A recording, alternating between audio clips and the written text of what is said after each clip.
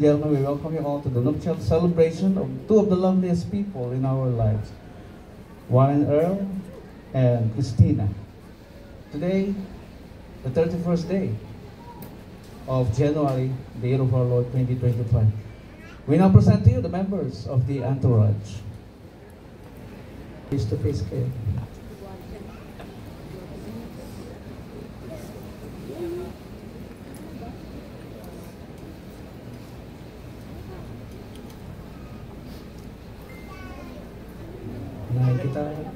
Unahin ko si Warren. Warren Earl Herrera Perdigon.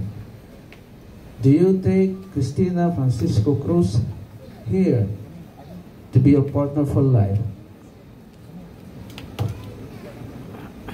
Yes, I do.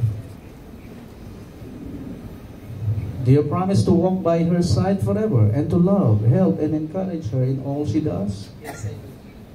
Do you promise to take time to talk with her, to listen to her, and to care for her? Yes, I do. Will you share her laughter and her tears as her partner, lover, and best friend? Yes, I do. Do you take her as your lawfully wedded wife for now and forevermore? Yes, I do. Now it's Christina's turn. Do you, Christina Francisco Cruz, take Warren Earl Herrera Perdigon here to be your partner for life? Do you promise to walk by his side forever and to love, help, and encourage him in all he does? Do you promise to take time to talk with him, to listen to him, and to care for him? Will you share his laughter and his tears as his partner, lover, and best friend? Do you take him as your lawfully wedded husband for now and forevermore? Yeah, we go to the ceremony of the rings. May we have the rings, please?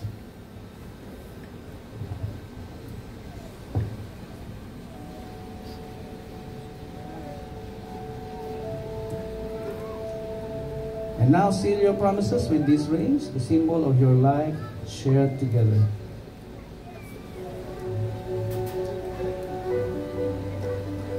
Tandaan niyo, simula sa araw na ito, na-imbento ang rings para malaman, makita ng mga tao na ikaw ay nagmamayari na ng iba, ang asawa mo. Okay? Meron nga nagmamayari sa iyo, kaya hindi na ito pwedeng kumarin. Physical evidence ito na meron ka ng asawa na nagmamayari sa iyo. Okay po?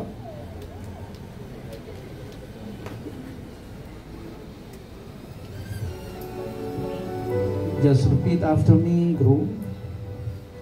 Say her full name. Christina Francisco Cruz. This ring I give This ring I give as token and pledge, as token and pledge, as a sign of my love as a sign of my love and devotion. and devotion. With this ring, With this ring, I marry you. I marry you.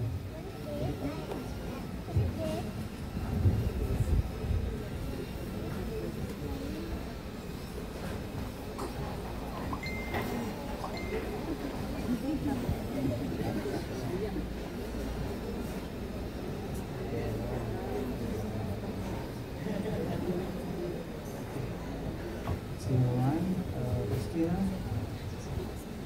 just repeat after me. Say his full name. Warren Earl Herrera Perdigon. This ring I give This ring I give as token and pledge, as token and pledge, and as a sign of my love and devotion. and as a sign of my love and devotion. With this ring, With this ring, I marry you. I marry you.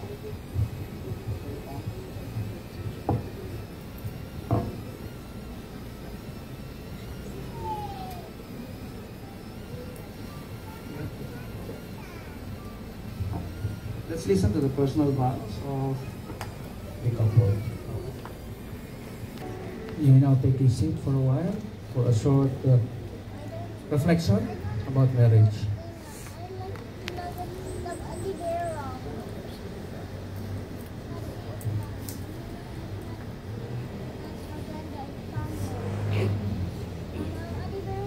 I'm Dr. Angelo E. Bassett. I hold a doctorate degree in theology. Madalas niyo ako mapapanood sa Good Morning Kapatid sa TV5 at sa Julius and Tintin show para sa Pamilya Pilipino. And also sa 1PH. And sa GMA, Stanford Group. Let's talk about marriage. Pero may survey muna ako. Ilan sa inyo naniniwala sa perfect marriage? Taas ang kamay.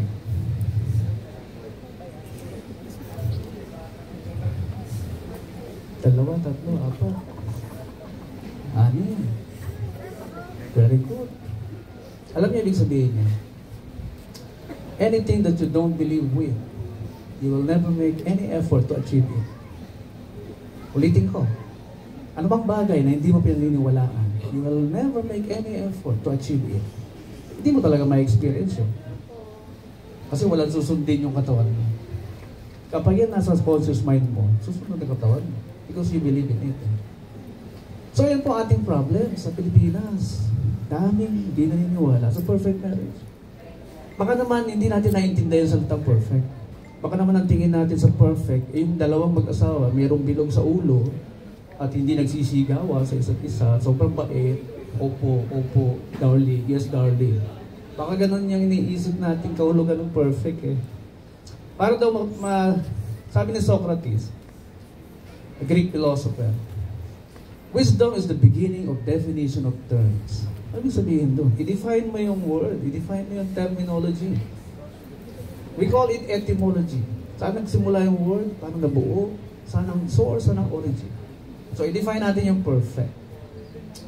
Few centuries ago, when scientists learned to do the measurements, yung mga inch, weight, kilo, centimeter, meters, nung matutunang ma-discover ng mga scientists yan, every time they make a product, merong design.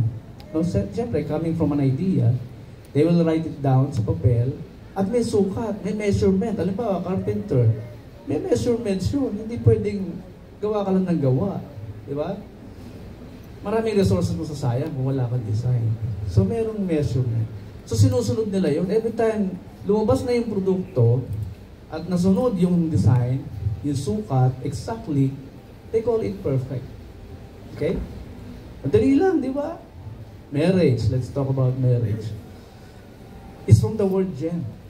Gem daw. Gem. Dalawa kayong precious stones na pinag-iisa.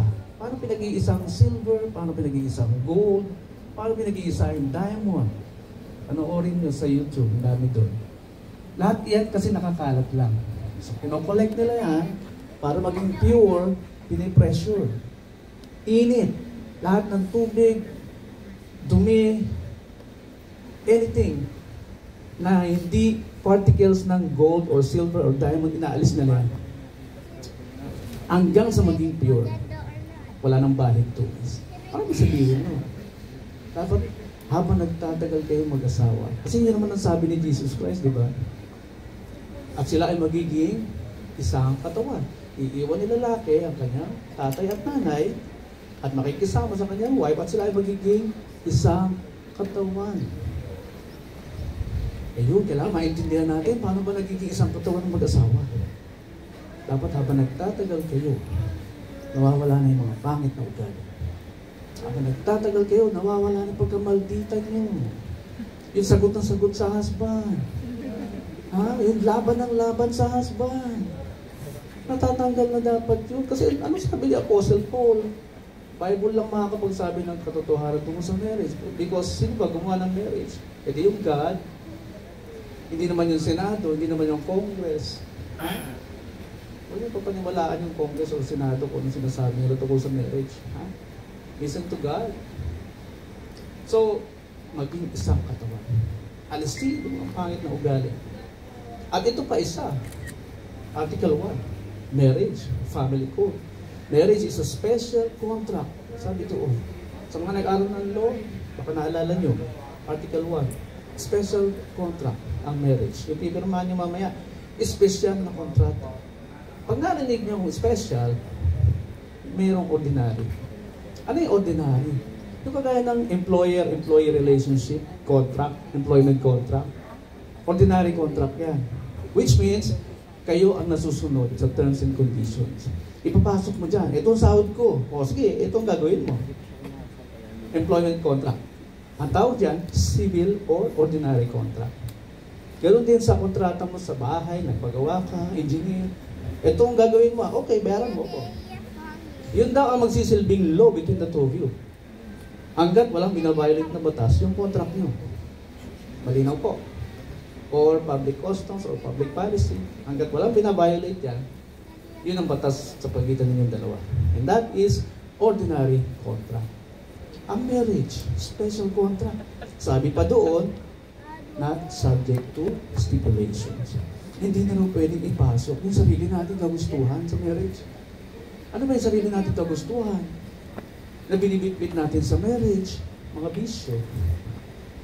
Bakit? Para saan ba yung bisyo? Pagpapasaya sa sarili. Hindi na pwedeng i-accept yan sa marriage. Hindi na pwedeng bitbitin sa marriage. Bawal na. Ano yung mga bisyo na yan? Babae, alak, sigarilyo. Bakit nasama sigarilyo? Ay, kailangan niya tumandang sa bahay. Nagbibigay ba ng longer life ang sigarilyo? Hindi naman. Kaya ang nga, hindi nila ako mabola sa mga advertisement nila. Kailangan yung sabay tumanda. Kailangan yung sabay ma-enjoy ang buhay. Hindi pwedeng iwanan yung isa dahil sa bisyo mo. Hindi pwedeng inom ng inom. Bawal na po yun sa marriage. Pag may okasyon, shot lang. Huwag yung kinakaray ka na ng kumpare mo para iuwi ka ng bahay mo. Hindi na tama yun. Ha? Sir? Babae. O, makakatulong ba yun? Ignorante lang kasi tayo. Sa totoo lang. If we know these things, nagturo sa atin ng tama, ay intindihan natin ang marriage. Okay? Kasabihin pa, man is polygamous. Hindi, mayroon kang di nalalaman. At ikaw naman, misis, nature ng lalaki, ang mag-release. Every 2 to 3 days, kailangan niya maintindihan niya. Kaya bawal kayo tumanggi. Only kapag may period. Anong trabaho niyo? Alamin yung period ng wife mo, hindi ka nag-expect. Ha? Pag masakit ang katawan, pagod, tinatanggihan ka, hinaganon yung braso mo, anong gagawin mo, mister? Katahimik ka na lang ba? Hindi, dapat kang gawin. Wala sa kondisyon kondisyonin mo. Kasi may seasons ang tao. Ano yung 4 seasons? Autumn, winter, spring, summer. At hindi magkasabay yan sa human beings. Ikaw, summer, mainit ka. Kasi misis, taglamig. O, yung gagawin mo. Meron kang dapat gawin. Because love is a verb. Tama, mali. Hindi siya, basta pumirma ka lang, love kita, pinirmahan ko nga yung marriage contract. Ikaw nga pinakasalan ko eh. Hindi sapat sa kanila yan. Hindi sapat yun. Yung pumirma lang. Ang number 1 daw need, sabi ng Diyos, ay yung love. Sa lalaki, number 1 need nila ay respeto. Respeto. The more you respect them, the more na mamahalin ka niya. Unconditionally. Huwag ka magbigay ng condition. Hindi ka na entitled doon. Nakasulat sa batas eh. Okay? The more you love your wife, the more they will respect you. At yung love na yan, may kasamang pagbibigay. Oh. Kaya naman, misis, pag tumanggap, i-manage yung pera. Ha? Dapat maging wais kayo sa paggastos. Pag nakita ng husband nyo, ganun kayo kawais, financial management, pinag-aralan ninyo, yung mga gamit nyo, hindi dadami sa bahay. Because yun lang need, yung kailangan bilhin. Otherwise, sisikip ang bahay nyo. So, dami ng gusto mong bilhin. Scientifically proven, you are emotionally created. Gusto nyo yung mga magandang kulay, magandang design. That's why yung mga Shopee, Lazada na-invento yun dahil sa kanila. Oh, but you have to manage your finances.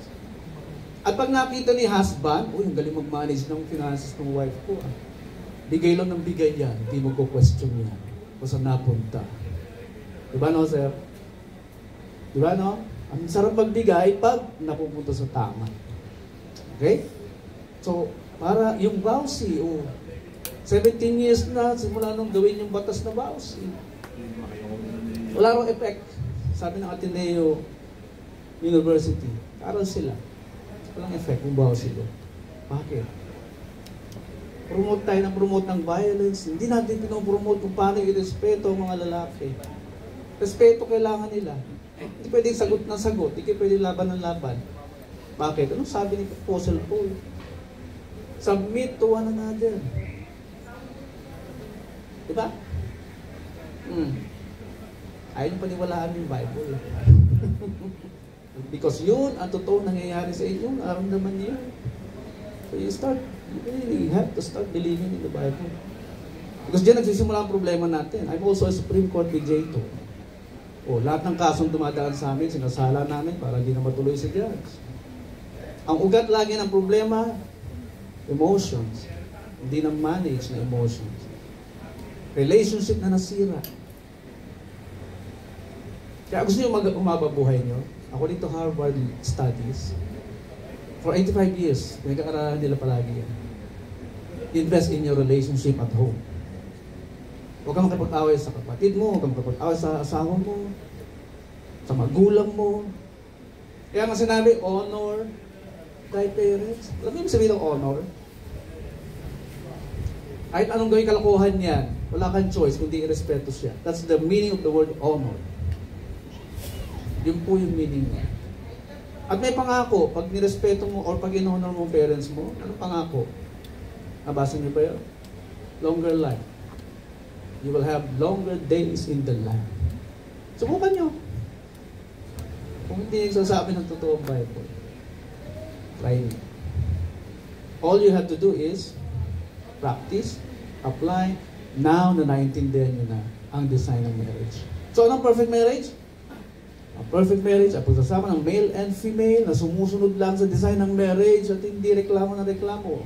Pag sinabing love your wife, mahal lang na niya ang wife niya. Hindi niya bibigyan ng konsumisyon. Umuwi lagi ng maaga. Kasi alam niya, nag-aalala sa'yo. Ang wife mo, uwi ang maaga. Ganun din sa babae. Wala kayo ibang gagawin kundi irespeto ang inyong husband. Huwag niyo lagyan ng kondisyon na bakit ko siyang mamahalin, hindi niyo man ako nire-respeto, or vice versa. Hindi ka na entitled doon. Bawal na. Because yung batas na ang nagsasalita. Walang demokrasya sa Diyos. Ha? Ang democracy ay invention ng mga Greek philosopher. Kaya gusto niyo ma-experience ng perfect marriage? Now na naiintindihan niyo na. Practice niyo na. Magugulat kayo. Yun yung misteryo ng pag-aasawa na pinaliwanag ni Apostle Paul sa kanyang mga sulat. Anong perfect marriage uli? Pagsasama ng male and female na hindi naninigaw ng asawa. Pagsasama ng male and female na walang ibang ginawa si husband kundi yakapin, ipamper, proteksyonan ng kanyang wife. Sa babae, walang ibang ginawa sa babae kundi irespeto lang. Pero kukonsultahin, ha? Tama equality. Yung equality nangyari sa Genesis chapter 1. Matthew chapter 2 ng Genesis, hindi na applicable ang equality. Bakit? Sabi ng Diyos sa babae, He will rule over you. 3:17, Genesis. Okay? So, huwag mo daling yung mentality of superiority sa marriage. Because you are required to consult your hub body. Katawan mo rin yan eh. Diba? Kaya ang pagiging ruler ay nilalagyan ng love para hindi ka maging diktador. Para hindi siya lagi makaramdam na parang wala sa marriage. Di mo man ako kinonsulta eh. Diktador ka na nun. Ha, husbands? Hindi po kasi sinabi ng Diyos na He will rule over you, hindi mo na siya kukonsultahin. They are very smart, mga babae. Lalo na pag nag-aral yan, ay naku. Alam mo meaning nung helper? Hindi labandera, hindi hachay. Ang meaning ng helper is ezer. That's also the name of God when people are coming to Him for emergency reasons. Takbuhan ng Diyos sa oras ng pangailangan. Yun ang binigay niyang titulo sa babae. Which means, takbuhan mo yan sa oras ng pangailangan mo. Mga bagay na hindi mo malaman kung ano ang sagot. Andyan sa kanya. Okay? Now you learn this wisdom from God, i-apply nyo po. At mararanasan nyo ang perfect marriage. So ngayon, tatanong uli ako, sino na naniniwala sa perfect marriage? Taas ang kamay. At least dumami. O kasi pag di ka pa rin nagtaas, hindi mo pa rin nag-gets. Usap tayo dun mamaya. Okay? So, congratulations to the both of you. May you live peacefully. Stress-free life, possible yan. Paano? Didesisyonan nyo. Huwag mo ako stressin. Huwag mo rin ako stressin. Mahalin mo lang ako lagi. O, respeto mo rin ako lagi. Ganun lang yun. Huwag lagyan ng kondisyon. Okay po, clear na? Maliwanag na po. Maraming po salamat sa inyong pakikinig. At ituloy po natin ang kasalan. Kayo?